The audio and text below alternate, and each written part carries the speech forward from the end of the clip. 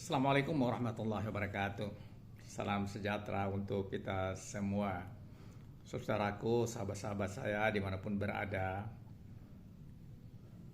Topik yang masih sangat menarik dan menjadi perbincangan publik, yaitu tentang reshuffle kabinet. Jokowi merespon dengan mengatakan itu dia tidak ikut-ikutan. Itu hak prerogatif Presiden Prabowo.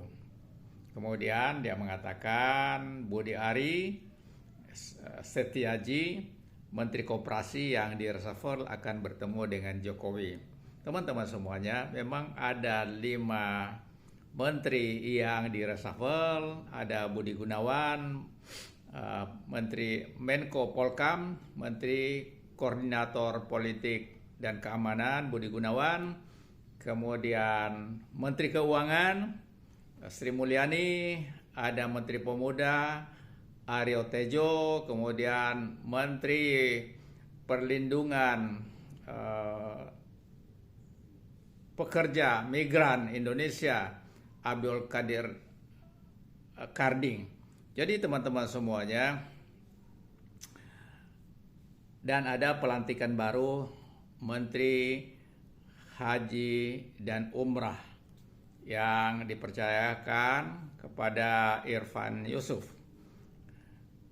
Teman-teman semuanya, reshuffle ini ada kaitannya dengan demo besar-besaran yang dilakukan mahasiswa, buruh, dan elemen masyarakat di akhir Agustus 2025. Demo ini sangat masif ya, sangat masif, dan ada tuntutan mereka, sangat banyak tuntutan mereka, ada 17 plus 8. Yang antaranya yang paling penting itu tentara harus segera kembali ke barak, gitu ya.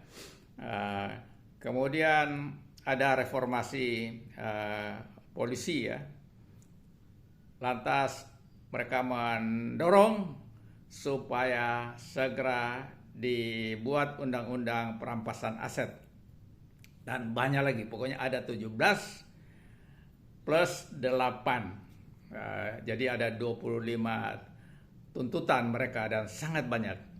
Saya ingin bandingkan dengan tuntutan kami pada saat berdemonstrasi 1977 sampai 1978 yang berakhir dengan ditangkapnya dan dibubarkannya Dewan Mahasiswa, Senat Mahasiswa. Ada 3 tuntutan kita pada saat itu. Pertama adalah melawan KKN, korupsi, kolusi, dan nepotisme.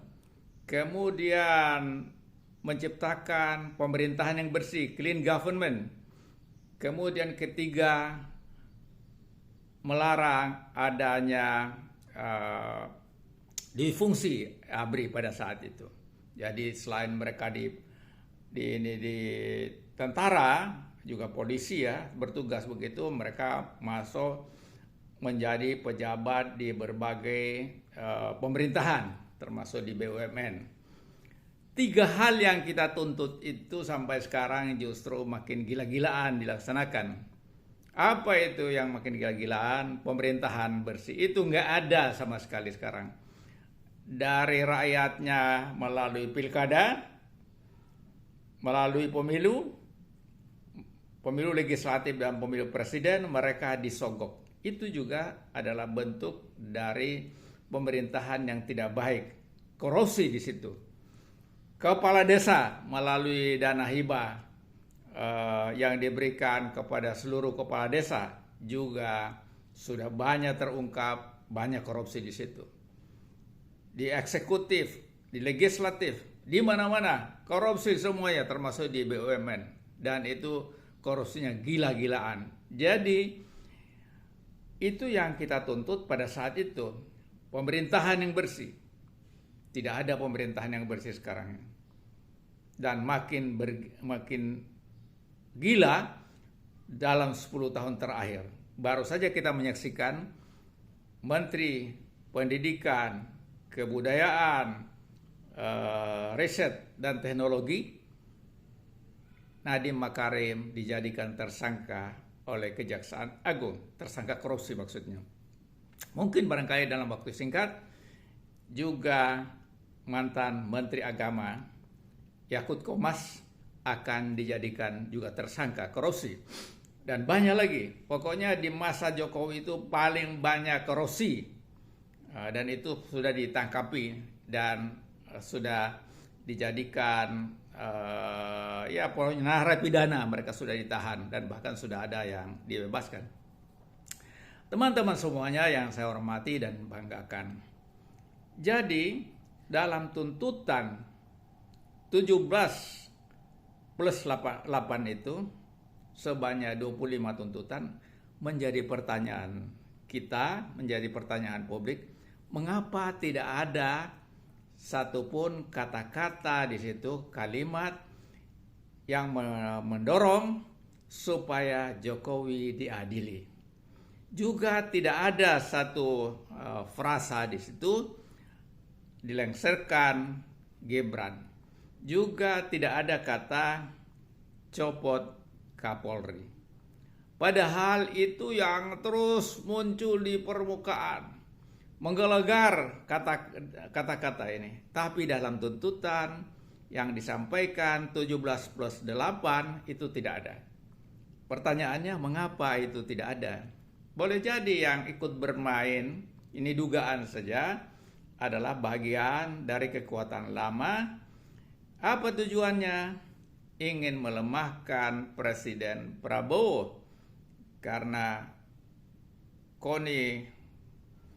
Profesor Koni beberapa waktu yang lalu sudah mengatakan bahwa masa jabatan Prabowo ini menurut perjanjian ini dalam tanda kutip hanya 2 tahun.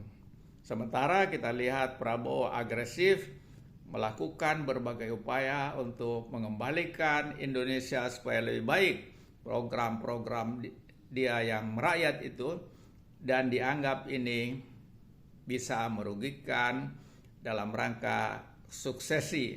Nah, ketika ada kemarahan publik karena dipicu oleh berbagai pernyataan dari anggota dewan, kemudian masyarakat ini yang tak ubahnya ilalang kering, yang setiap saat bisa disulut dengan api, dia akan segera membakar ilalang dan semua bangunan hutan yang ada di situ. Begitu juga perumpamaan dengan kondisi Indonesia. Mengapa itu ramai mudah disulut? Karena selama berpuluh-puluh tahun, terutama dalam 10 tahun terakhir ini, ketidakadilan merajalela di situ. Tanah rakyat diambil demi untuk pembangunan tol, kemudian mereka yang bekerja membangun tol itu subkontraktor tidak dibayar, akhirnya mereka bangkrut. Janji mau diberikan traktor, setelah ada acara itu traktor ditarik kembali. Ada pula yang perusahaan yang dijanjikan bahwa pabrik pabrik traktor yang dia buat itu akan dibeli oleh pemerintah. Nyatanya itu hanya omong kosong saja semua. Jadi terlalu banyak janji pada rakyat, sementara PHK terjadi mana-mana, kemudian ekonomi yang merosot, 9 bahan pokok meningkat, dan akhirnya memicu gelombang kemarahan massa. Akan tetapi sekali lagi tuntutan 17 plus 8 itu tidak menyentuh akar masalah. Apa akar masalah itu?